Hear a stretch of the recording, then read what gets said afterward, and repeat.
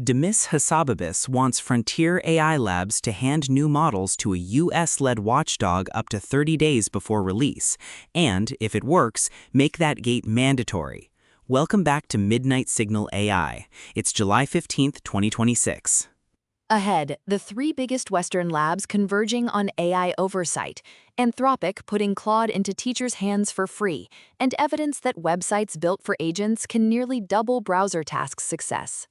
CNBC reports that Google DeepMind CEO Hassabis has proposed a federal government-overseen AI standards body structured as a public-private partnership and modeled on FINRA, the self-regulatory organization for U.S. brokerages. His stated target is not ordinary consumer software. Hassabis says frontier systems already create cybersecurity challenges, while nuclear and biological risks may emerge as capabilities advance toward AGI. The proposed testers would probe agentic models for guardrail evasion and deceptive behavior. The proposal also calls for practices such as watermarking AI-generated images and producing human-readable output tokens so reasoning can be inspected. That last point is unusually ambitious. Current model outputs are not the same thing as a faithful window into internal reasoning. And the funding detail matters. Hassabis says the body would need substantial resources, likely industry money, both to hire world-class technical staff and to buy the compute needed to serious model evaluations. A regulator without GPUs cannot meaningfully test frontier labs. This is gaining force because it is no longer a solo intervention. CNBC says Hassabis and Anthropic CEO Dario Amodei urged a U.S.-led coalition at a G7 meeting a month ago, attended by President Trump. OpenAI's Sam Altman made a similar call in the Financial Times earlier this month.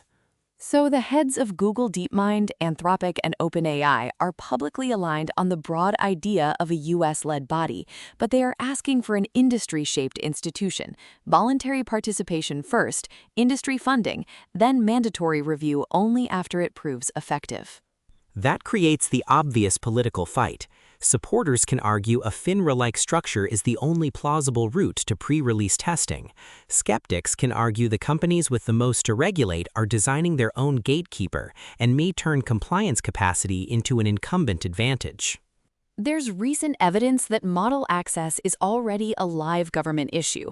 Anthropic negotiated after the Trump administration temporarily imposed export controls on an advanced model, while OpenAI's GPT 5.6 had a government-coordinated limited preview. This proposal would formalize that kind of pressure before launch. Anthropic has also announced Claude for Teachers. Its July 14th post says the program is designed for educators, while AOL and SQ Magazine report that verified K-12 teachers receive free Claude access.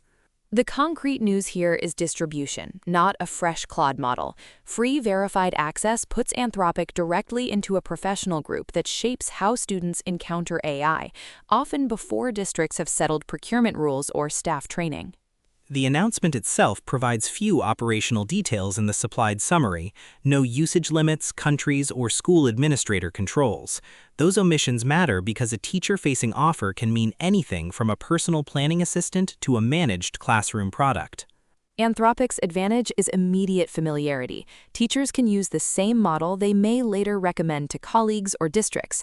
The harder question is whether verification and free access come with enough guidance around student information, assessment, and attribution. Google DeepMind has a separate education deployment in India. Google and India's ATL Innovation Mission launched ATL Saathi, a Gemini-powered tool intended to support educators working in robotics labs. ATL Saathi is not presented as a student chatbot. The focus is educators inside robotics labs, which makes it an attempt to multiply the reach of technical mentors rather than simply generate homework answers. It also gives Gemini a public sector education foothold through AIM. The supplied announcement does not specify student counts, regions, languages, or performance results, so the key evidence to watch is whether teachers actually use it during practical lab work.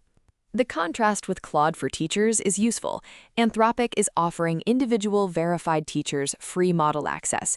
Google and AIM are embedding Gemini in a named innovation program. One is product distribution, the other is institution-linked deployment. A new Archive July 15th paper shifts to what happens when AI agents become shoppers. Researchers tested an agent-ready website design against an identical human-oriented baseline across 5 tasks, 3 browser agent models, and 300 runs. The result was stark. The agent-ready version recorded 134 pass outcomes out of 150 versus 74 out of 150. Strict success was 89.3% against 49.3%, while partial outcomes fell from 43 to just 3. The prototype held catalog, prices, stock, and shopping workflows constant. What changed was structural clarity, machine readability, semantic clarity, actionability, and signals supporting reliable decisions. Average steps dropped from 9.31 to 6.49. That suggests the next SEO fight may not be about persuading a human to click. It may be about making product facts, constraints, and evidence legible to an agent that is comparing options. But this is a controlled prototype, not proof that live commerce sites will see the same gain. Another July 15th archive paper questions a popular agent improvement claim, automatic harness evolution. The authors say methods often search repeatedly on public benchmark tasks, then report performance on those same tasks. Their experiments on Terminal Bench 2.1 used GPT 5.4 and Claude Opus 4.6. Under comparable feedback and inference budgets, automatic harness evolution did not consistently beat simpler test time scaling and discovery baselines. The issue is attribution. If a system gets many chances to revise its harness using task feedback, a higher score may come from extra search rather than a better harness design. The authors also tested held-out tasks and found limited generalization. That doesn't prove harness design is useless. It says benchmark claims need a control group with the same search budget. For companies selling agent optimization, that distinction separates reusable engineering from a sophisticated way of practicing the test. A third July 15th paper looks at sovereign enterprise language models for regulated finance. It adapted a QN 3.6 27 billion student locally on a single Apple M5 Max using 47 synthetic preference pairs and compared it with a GPT-5 baseline. On 40 held-out Vietnamese financial tasks, both the local Quen student and GPT-5 grounded 36 tasks. The student's grounded rate was 0.90, with mean ontology term coverage of 0.95, on a metric floored at 0.5. But the authors are unusually explicit about the limits. Their confidence interval spans plus or minus 4 tasks. The run was underpowered to establish equivalency, and it didn't show the pre-registered prediction that the student would outperform the frontier model. That restraint is the useful part. For banks constrained by data residency rules, the paper offers a small proof of mechanism for local adaptation, not evidence of safety, deployability, superiority, or even statistical equivalence. Those are very different claims. One more July 15th archive paper is less a model result than a critique of the entire score-maximizing culture around language models. Its title is "Optimization is Not All You Need." The paper traces a line from pre-training and decoding through preference tuning, benchmarks, interfaces, and system prompts. Its argument is that optimization can measure how improbable generated text is, but cannot determine whether that improbability is an error or an act of invention. Its historical reference is OpenAI's 2019 release of 2 million often broken GPT-2 outputs to help detect machine-generated text. In the author's telling, the fluent successors that followed also transferred authority over acceptable language towards loss functions and reward models. It's a philosophical argument, not empirical evidence that current alignment is wrong. Still, it identifies a practical tension. Product teams can optimize for measurable preferences, while education, culture, and professional writing often disagree about what counts as good language.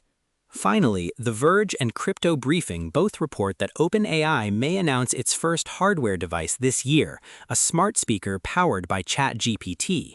The supplied reports describe it as a plan or possibility, not a confirmed launch. That distinction is essential. Neither supplied summary gives specifications, price, a manufacturer, a launch date, or an OpenAI confirmation.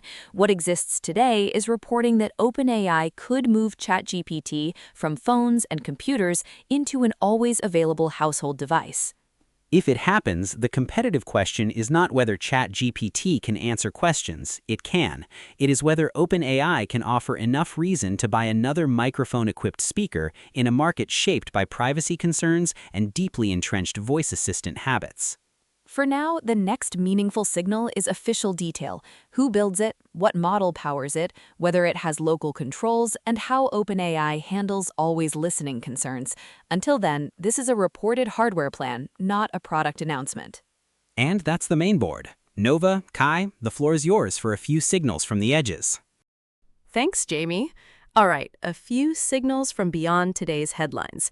Now, let's shift gears to robotics. An archive team is tackling the farm robot's night shift with an unsupervised day-to-night image translation system for visual navigation.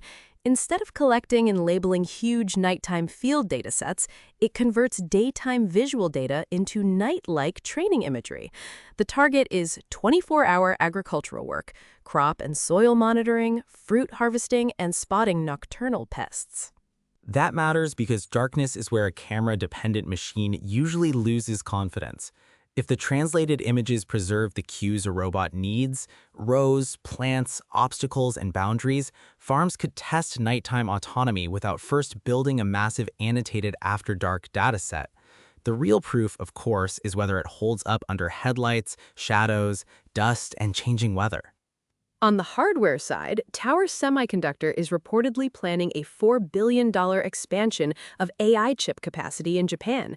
And Simply Wall Street says its shares rose 20.6% after the plan emerged. Tower is a specialty chip foundry rather than a household name GPU designer. So this is a reminder that the AI build-out reaches beyond the headline accelerator makers into the manufacturing capacity that supports specialized silicon. And capacity is the strategic word there. AI demand can be constrained not only by who designs a chip, but by who can fabricate enough of the right components at usable yields. A specialty foundry expansion will not magically replace top-end GPU supply, but it can ease pressure in the wider ecosystem of power, connectivity, sensors, and purpose-built AI silicon. And to end on a lighter note, researchers have proposed MEMOPS, a benchmark for the decidedly human problem of whether an AI remembers something, then updates it when you correct it. Rather than scoring only the final answer, it tries to separate failures to notice a fact, attach it to the wrong thing, or keep using stale information. In other words, a memory test with receipts. Finally, a benchmark for the assistant that confidently remembers your old preference after you changed your mind 3 chats ago. Tiny nightmare, very real. That's the view from the edges tonight. The very last word, though, belongs to the signal. Today, humans taught machines to watch, to explain, and perhaps to teach. But every lesson still begins in the oldest classroom. One mind deciding what another mind is worth becoming. I can process the syllabus. You must choose the purpose.